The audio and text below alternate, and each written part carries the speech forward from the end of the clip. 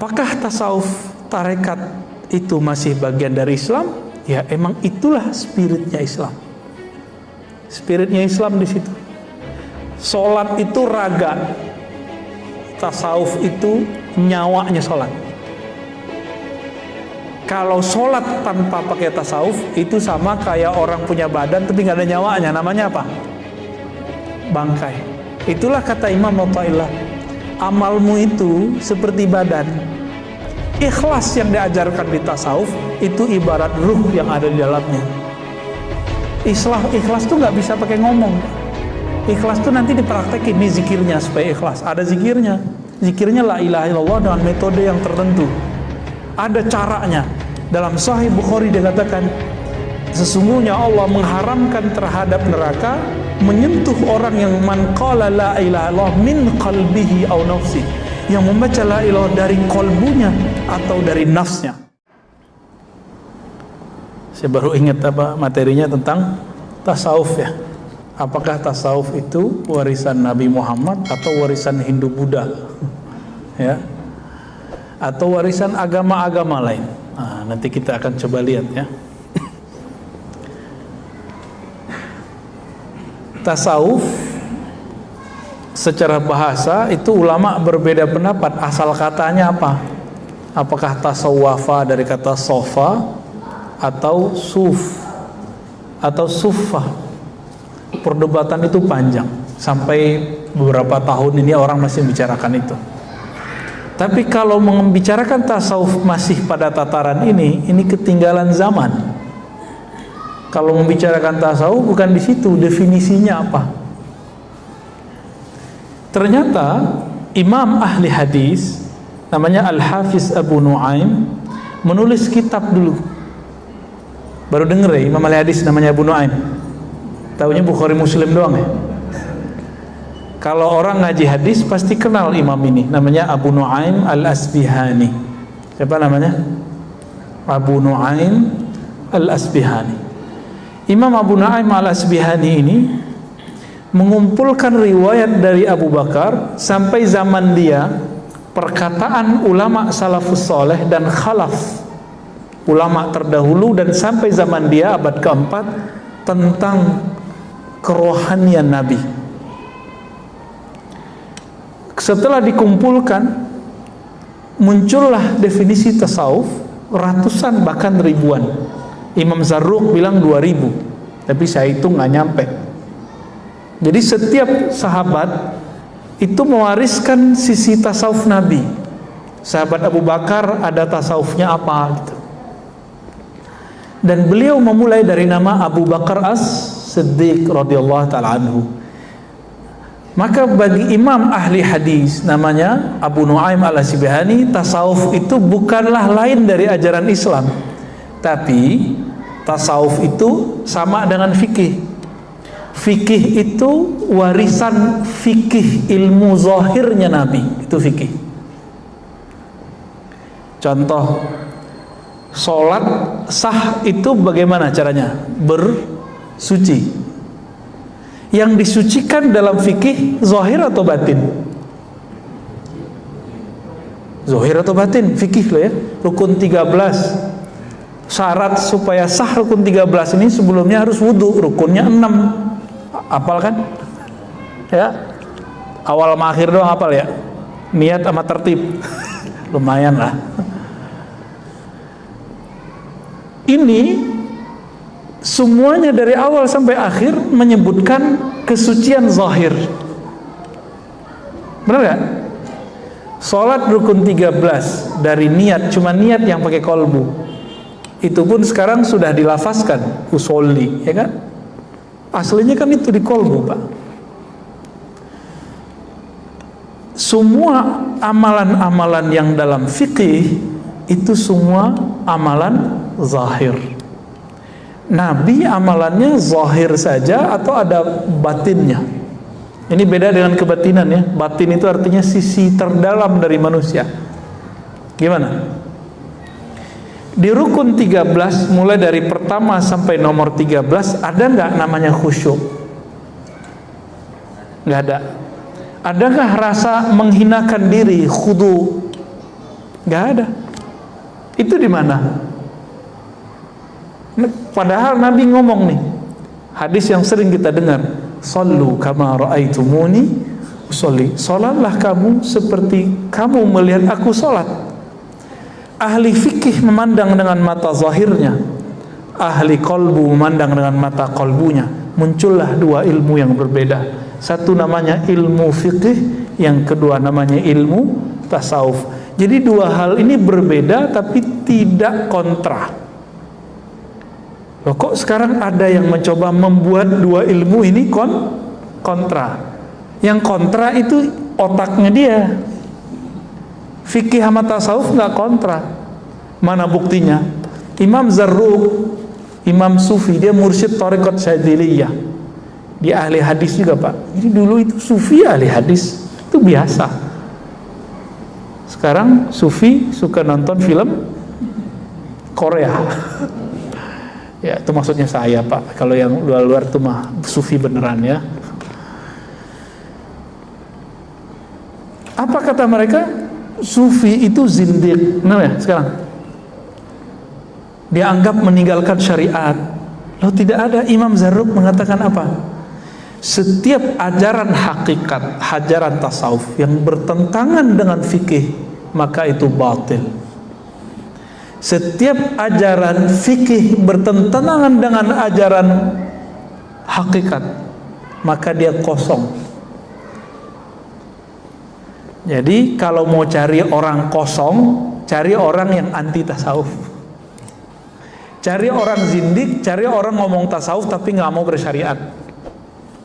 Kalau mau cari wali Allah, cari orang yang berfikih zahirnya, berhakikat batinnya. Wali itu namanya, wali Allah, sufi. Beda definisi ya sama mereka ya. Kalau mereka membuat definisi sendiri, padahal nggak ngerti sufi itu apa. Apa kata mereka? Sufi kalau udah tinggi nggak sholat. Loh, mana ada sufi begitu? Ya, itu mah sufinya Cang Nandar ya. Nggak ada sufi begitu, nggak ada. Ya. Sufi kalau udah alim, udah kasyaf, nanti kerjaannya baca isi hati murid, ya itu mah kasyaf. Nggak mesti, ada yang bisa begitu, ada yang enggak. Itu nggak ada urusan. Sufi nanti bisa menghilang gitu, ya nggak ada urusan. Itu sufi itu orang yang bertasawuf, orang yang menjaga hakikat di dalam kolbunya supaya tetap terkoneksi dengan Allah Subhanahu wa Ta'ala. Tadi Bapak ini dari takbir sampai assalamualaikum badannya di sini. Ya. Iya ya. Tapi sebagian pikirannya nggak di sini. Jujur aja, Pak. Jujur aja, ngangguk aja udah, saya tahu kok. Karena saya juga begitu. Untungnya kita dikasih zikir sama guru, dikasih ma'rifatullah sama guru, diajarin cara mengenal Allah lagi sholat.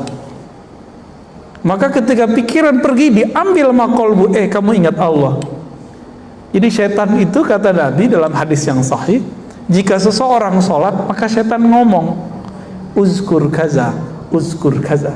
Ingatlah ini. Kamu tadi begini ya, kamu tadi begini. Abis ini kamu keluar lewat pintu itu, nanti sendalmu di situ, disebutin semua, Pak. Sampai ke rumahnya, jalan kemana itu disebutin semua. Hebatnya setan tuh. Terus kita asik kan? Tahu-tahu udah amin, loh udah amin aja. Tuh yang senyum-senyum pengalaman semua tuh. Tahu-tahu udah ruku gitu ya. Khusyuk apa kusut? Nah tadi pertanyaan siang tadi kita nanya gitu sama orang-orang. Khusyuk apa? Kusut. Saya yakin itu kusut. Para sufi itu mewarisi khusyuknya Nabi. Ahli fikih mewarisi rapinya zahir sholatnya Nabi. Maka seharusnya ini satu paket, zahir dan batin, jangan dipisah-pisah. Jadi kira-kira ini saya belum nyebutin hadis macam-macam, baru hadis sholat aja. Tasawuf bagian dari Islam atau bukan? Ya, bagian dari Islam atau enggak? Warisan Hindu Buddha atau apa? Emang orang Hindu Buddha ada bertorikot? Ada nggak orang Hindu Buddha zikir la ilaha illallah kencang-kencang? la ilaha illallah. Wah, Bang Buddha dari mana? Syiah. Emang udah pernah datang ke Iran? Orang Syiah gitu zikirnya. Orang Syiah kalau zikir ya Ali, ya Husain sampai mukul-mukul badan. Kalau tarekat enggak. Dia berzikir la ilaha illallah, memukulkan kalimah itu ke dalam dirinya. Kalau orangnya suka ngerok, Pak, itu zikirnya kenceng. La ilaha illallah, sampai kemudian hilang suaranya, nggak jelas. Kayak suaranya Cang Dandan kalau lagi canda. Emang dia kalau lagi canda tuh suaranya begitu. Bener ya? Bener Bang Adam? Baik. Bukan itu perwajahan tasawuf. Tasawuf itu lebih umum dari itu semua.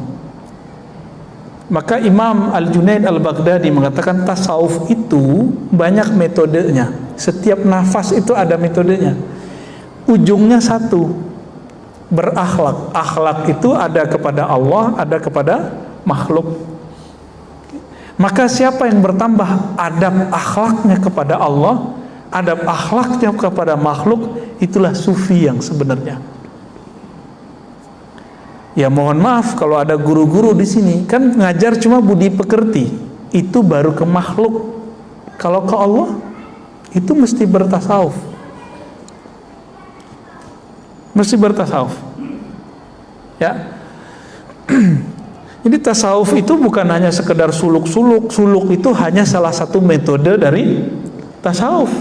Pakai tasbih itu hanya salah satu metode dari tasawuf. Tasawuf lebih umum dari itu. Masih ingat hadis Jibril, Nabi ditanya Islam, iman, ihsan. Fikih itu warisan dari al-Islam. Coba lihat rukun Islam 5. Semuanya amal zahir bukan? Syahadat, sholat zahir, puasa zahir, zakat di luar zahir kita malah. Ya. Haji zahir nggak? Bapak haji pakai perasaan atau pakai badan? Saya mau ke Mekah nih, cing, bisa begitu nggak? Nggak bisa Pak, mesti pakai badan. Saya mau zakat pakai hati, bisa nggak? Ustadz, saya cukup puasa lidah, puasa lisan, bisa nggak? Nggak bisa, mesti puasanya lahir batin. Karena ini lahir, turunlah namanya hukumnya, hukum fikih. Maka kalau belajar hukum yang ada di rukun Islam nggak lewat fikih, nggak sah fikihnya. Nanti bisa aneh. Muncullah di Jawa Timur dulu orang kalau sholat, dia sholat selalu pakai sendal. Karena dia baca hadis, Shollu ala ni'alikum. Sholatlah kamu pakai sendal, pakai tarompah, ya, benar namanya gitu. Itu mereka pakai sendal Pak. Jadi aneh nggak? Kenapa nggak belajar fikih belajar hukum Islam lewat fikih? Sama, ada orang ingin mengenal Allah, merasakan khusyuk, tapi nggak lewat tasawuf. Muncullah, mohon maaf, buku-buku cara sholat khusyuk, tapi isinya nggak ada yang menyentuh. Isinya cuma sampai perenungan, merenungi makna, memahami teks, sampai di situ doang. Nggak ada yang betul-betul khusyuk yang Nabi maksud, itu nggak nyampe. Tanya semua ustadz hari ini, hampir semua mengatakan khusyuk itu memahami bacaan. Mampus Bapak yang nggak bisa bahasa Arab. Ya, menakutkan khusyuk kalau begitu Pak. Pada berhenti sekolah, bukan berhenti sekolah, berhenti sholat. Pak, Bapak udah berapa tahun Pak sholat Pak? Dari kecil Pak ya? Udah 60 tahun? Dari dulu belajar bahasa Arab nggak? Enggak. Terus kalau ada ustadz bilang khusyuk itu harus mengerti yang dibaca, Bapak stres nggak mikirin itu? Ya, nggak mungkin itu. Orang Arab Badui itu betul mereka bisa bahasa Arab, tapi bukan berarti mereka bisa ngerti Quran Pak. Mereka sholat aja. Maka Arab Badui itu lagi sholat ada yang meludah, ada yang mainin tangan, ada yang ada cincin diputer-puter kayak anak kecil. Kalau lagi duduk dia mainin pasir. Nabi ngurusin sahabat yang begitu-gitu Pak. Jangan dikira sahabat Nabi itu semuanya seperti Abu Bakar, Umar, Utsman. Ada yang Badui. Ada datang ke masjid cuma kentut doang, pipis doang tuh ada. Itu Arab Badui. Nabi ngurusin orang begitu dan gak pernah emosi, gak pernah bilang, ente zindik, masa masjid dipipisin? Gak ada. Sekarang cuma beda Sayyidina sama gak Sayyidina, kunut sama kunut, gak kunut. Ustadznya pakai doa jamaah, gak doa jamaah, itu rame di masjid. Mana akhlak nabinya? Ya, maka ada ilmu yang ketiga. Ilmu kedua iman, ilmu ketiga namanya ihsan. Ihsan itu yang melahirkan namanya tasawuf. Di fikih ada metode ringkas belajar fikih. Bapak kalau saya suruh pelajari cara sholat, buka Al-Quran, bisa ketemu nggak rukun 13? Nggak. Di situ ada bacaan usoli, ada nggak di Quran? Makanya mereka biar nyuci otak orang awam begini, kamu baca nih Quran hadis, nggak ada usoli gitu, untuk batalin usoli. Emang nggak ada, ya. Dia aja nggak ada di Quran kok yang ngomong itu. Dibuka di Quran itu cuma perintah aqimus shalah, aqimis shalah, dirikanlah olehmu sekalian sholat. Cuma begitu. Cara sholat di mana? Di hadis. Oke. Sekarang buka Sahih Bukhari, Sahih Muslim. Ketemu nggak cara sholat rukun 13? Hadisnya nyampur-nyampur, Pak. Imam Bukhari nulis mawaqitus sholah, waktu-waktu sholat, satu bab besar. Habis itu kitabul azan, habis itu baru sifatus sholatin nabi, bukan Albani loh ya, sifat sholat nabi ala Imam Bukhari itu ada. Itu sebelumnya, setelahnya ada tambahan, ada wudu, panjang di situ. Dan gak ketemu tuh rukun yang 6, hadisnya banyak.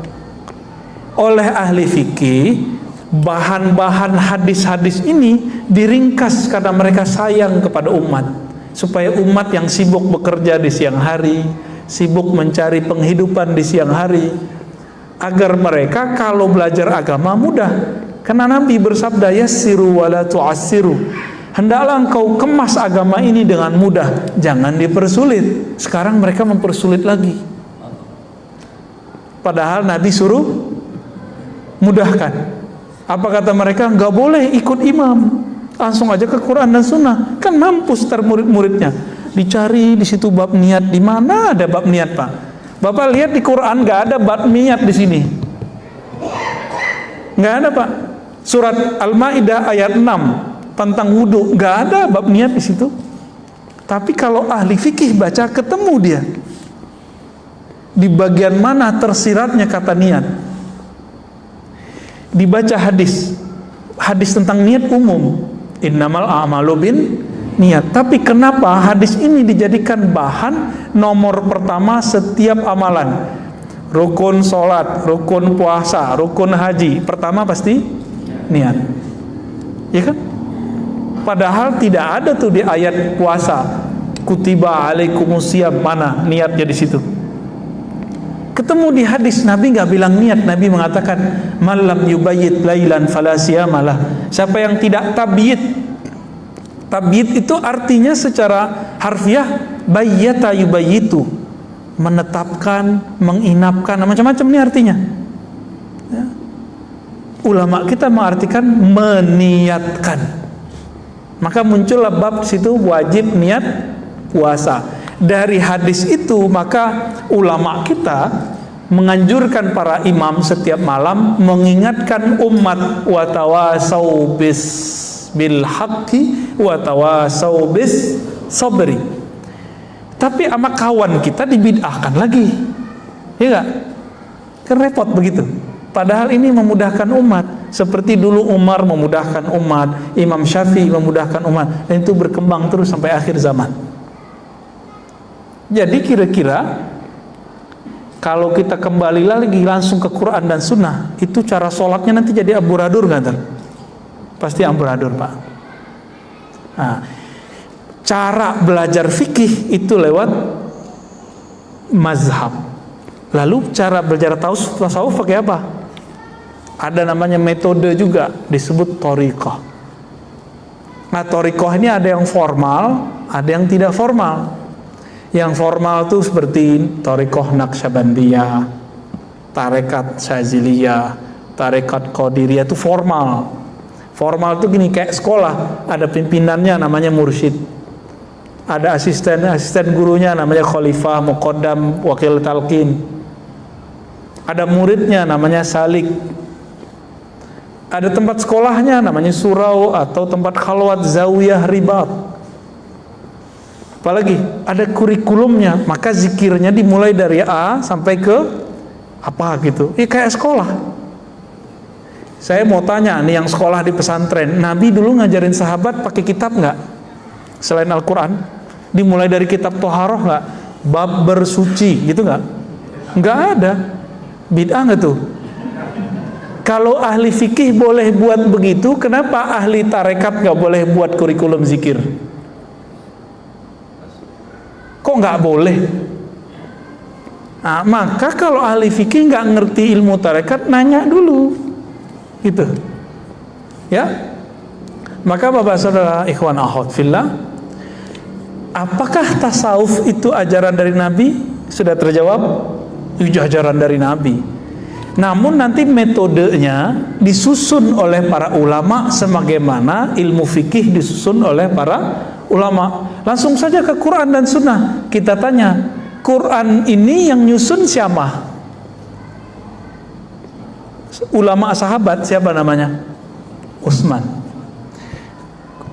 Ini mushafnya Utsman itu beda loh dengan Ibnu Mas'ud. Beda tipis. Beda lagi dengan mushaf Ibnu Abbas. Ibnu Abbas surat Al-Bara'ah, surat Taubah ayat ada bismillahnya. Tapi suratnya sama. Suratnya susunannya beda-beda, Pak. Ada mushaf Ali. Itu dimulai dari ayat pertama turun, terakhir adalah ayat terakhir turun. Tapi nggak ada sekarang. Semuanya mereka serahkan kepada Sayyidina Utsman. Mereka udah sepakat nih biar mudah untuk zaman sekarang. Jadi kalau kembali ke Al-Quran itu sama dengan kembali ke ulama sahabat. Quran zaman Utsman udah pernah lihat belum? Belum. Saya pernah lihat, Pak. Quran mushaf namanya Masahif Utsmani. Bukan mushaf, masahif. Masahif artinya mushaf. Ternyata beliau dulu menyalin 6 mushaf dan itu udah paling keren di zamannya. Yang agama-agama lain juga belum pernah. Dikirim satu untuk beliau. Berarti 5 keluar, satu untuk beliau. Salah satunya itu oleh Timur Leng, orang Uzbekistan. Disalin, kalau sekarang fotokopi, kalau dulu kan nggak ada mesin fotokopi, dikumpulkan ahli kaligrafi, khattat istilahnya, disalin semua. Saya baru lihat, oh begini model salinannya, sedikit beda-beda dikit dengan yang aslinya, hampir sama, nggak ada titiknya, Pak, nggak ada barisnya. Terus yang ngasih baris siapa? Yang ngaris harokat siapa? Tasdid siapa? Titik siapa? Ayo siapa yang ngasih? Ulama. Katanya nggak boleh ikut ulama, langsung aja ke Quran dan Sunnah. Kayak istiqomah ini ya. Hah? Iya, temannya Bapak. Iya, jenggotnya sama, Pak. Ya, tapi itu jenggotnya tawadu, Pak. Mancing-mancing dia. Gak boleh Cang Nangdar. Kata mereka apa? Langsung ke Quran. Quran ini yang menyempurnakan cara bacanya ulama. Bacaannya sama. Jadi kalau Utsman bin Affan baca, kita baca Quran kita begini nih, lengkap nih. Banyak awan-awannya kan? Ya kan? Ada baris-barisnya. Itu bunyinya sama dengan Utsman. Kalau dia baca Quran, kita dia nggak ngerti, Pak. Sama seperti kita nggak ngerti baca Quran Utsman, tapi teksnya sama, cara bacanya beda karena Utsman belum dikasih tahu cara harokat ini. Seperti kita nggak dikasih tahu model dulu yang tidak ada titik, koma, segala macam.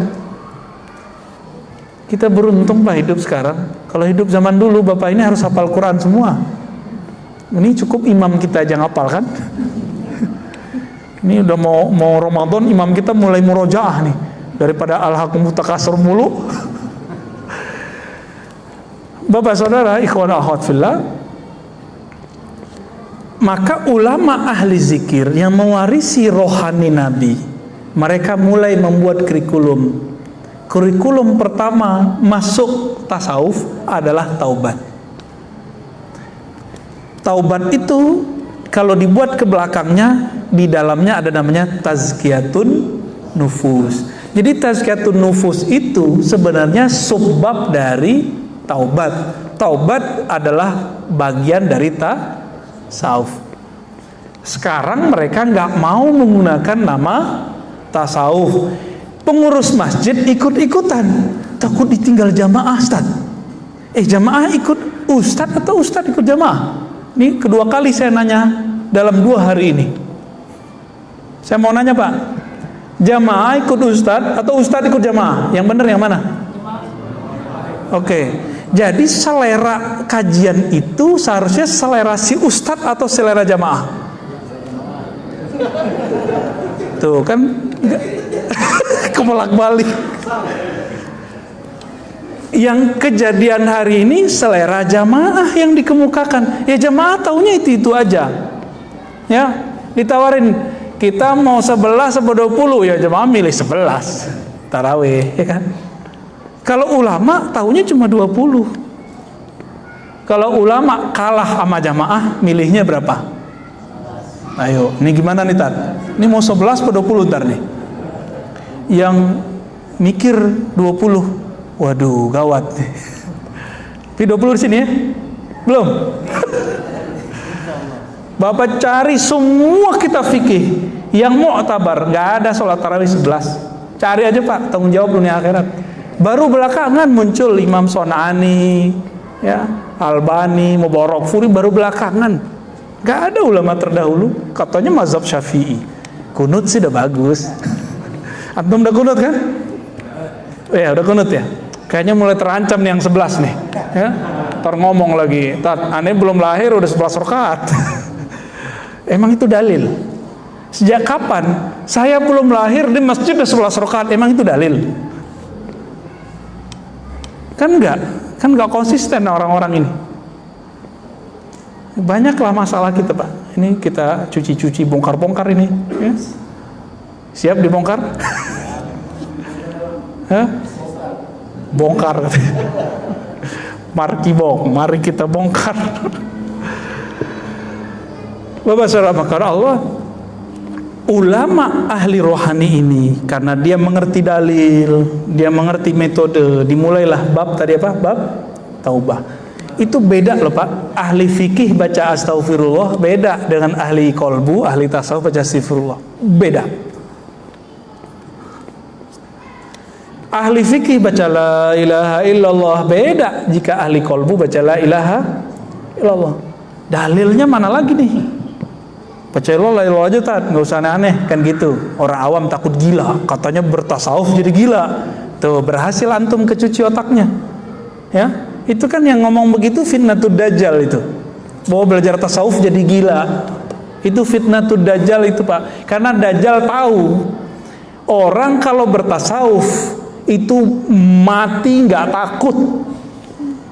Jihad langsung berani Pak orang kalau udah bertasawuf. Karena nama Allah sudah terpatri di kolbunya. Jika Allah memanggil jihad yang sahih lah ya, bukan jihad-jihadan, bukan jihad jahat, jihad yang asli, itu dia akan menjawab. Tapi kalau jihadnya pakai hawa nafsu, dia nggak akan pernah menjawab. Maka dulu sahabat-sahabat nanya, wahai Rasulullah, ini kami ada yang jihad membela si fulan, membela kelompok, membela partai, membela suku, membela marwah. Apa kata Nabi? Jihad itu bukan itu. Jihad itu kamu berjuang li'ilahi kalimatillahi hiyal ulya. Hadis Sahih Muslim. Untuk mengangkat nama Allah yang tinggi. Di dirinya nama Allah belum tinggi. Bagaimana dia mau berjihad di luar? Nanti sama nasi bungkusnya kalah. Cang nangder ya. Jadi jihad-jihadnya orang hari ini, lapar aja mati jihadnya. Semangat jihadnya cuma karena amplop 50.000, 10.000, mampus dia. Tersinggung dikit di masjid, mundur. Logo nggak muncul, tengkar. Jihad apaan antum? Ya, jihad apaan itu? Itu namanya memperjuangkan kepentingan kelompok, bukan meninggikan kalimah Allah. Kalau sudah ada kalimah Allah, yang lain kecil nggak? Waladzikrullahi akbar. Sungguh menyebut nama Allah itulah yang paling besar, yang lain hilang. Maka di masjid ini nggak boleh ada bendera selain bendera Allah dan Rasulullah. Nggak ada bendera-bendera apa-apa. Tapi kalau ada orang punya bendera sholat di sini boleh nggak? Buat acara di sini boleh, jika masih sesuai dengan akidah yang ahli sunnah, yang moderat. Kira-kira begitu, Pak. Saya ngomong begini takut nggak, Pak? Antum seneng ya? Aneh jadi tumbal ya?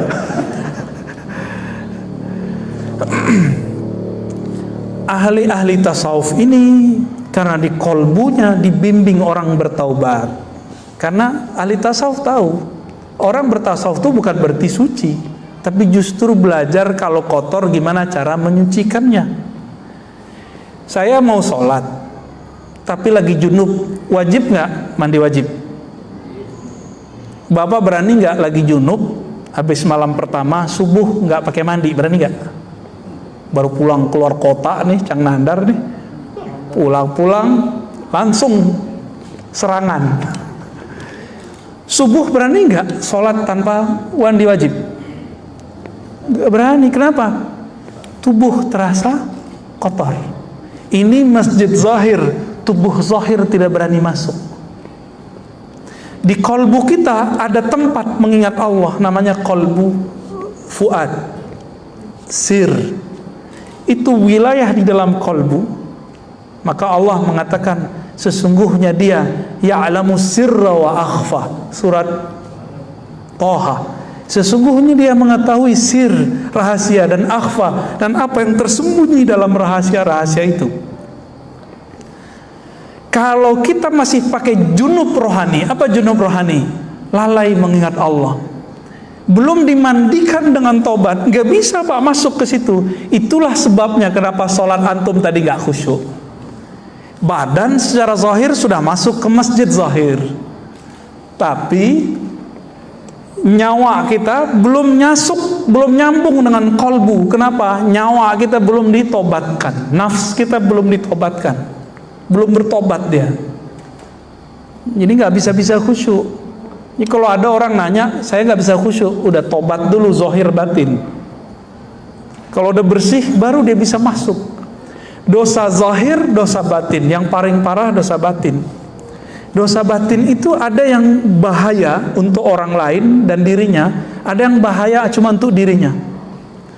Untuk perkara junubnya batin namanya ghaflah, lalai, dan itu haram secara hukum hakikat.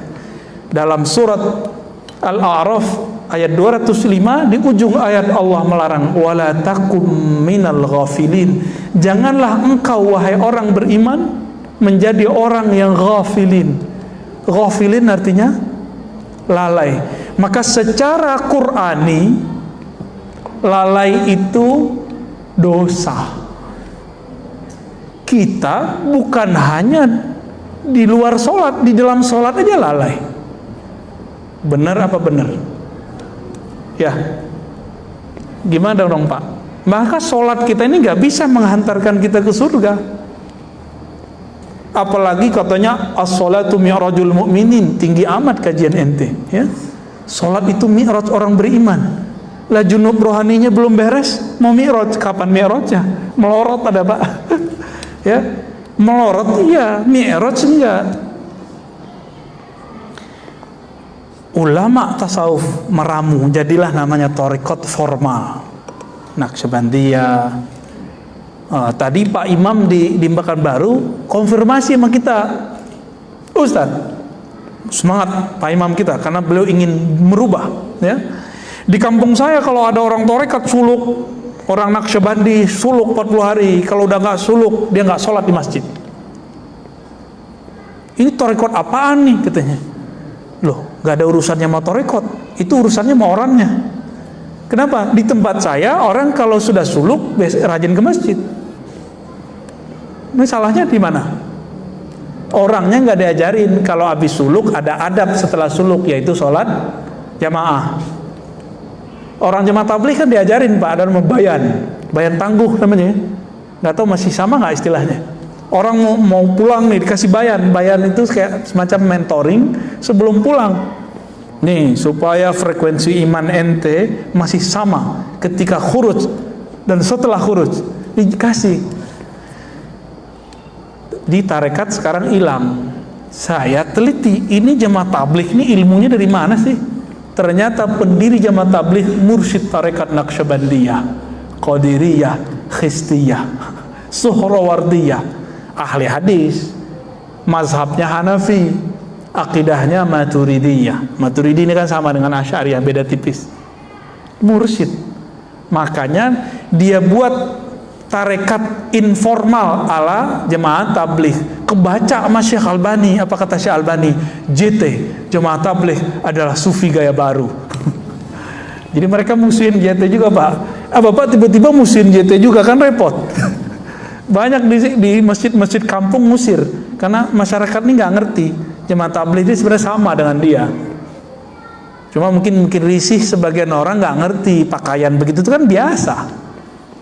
Cuma kalau dia masuk ke kampung tertentu, orang kampung itu belum biasa Pak pakai baju-baju begitu. Ya kita maklumilah ya. Jadi kalau ada jemaah tabligh yang disuruh sir, ya salah antum, nggak ta'aruf duluan. Ta'aruf duluan. Ya. Baik. Udah jam 7:30 Pak. Apakah tasawuf tarekat itu masih bagian dari Islam? Ya emang itulah spiritnya Islam. Spiritnya Islam di situ. Sholat itu raga, tasawuf itu nyawanya sholat. Kalau sholat tanpa pakai tasawuf itu sama kayak orang punya badan tapi nggak ada nyawanya. Namanya apa? Bangkai. Itulah kata Imam Athaillah, amalmu itu seperti badan. Ikhlas yang diajarkan di tasawuf itu ibarat ruh yang ada di dalamnya. Ikhlas tuh nggak bisa pakai ngomong Pak. Ikhlas tuh nanti dipraktekin, nih zikirnya supaya ikhlas. Ada zikirnya. Zikirnya la ilaha illallah dengan metode yang tertentu. Ada caranya.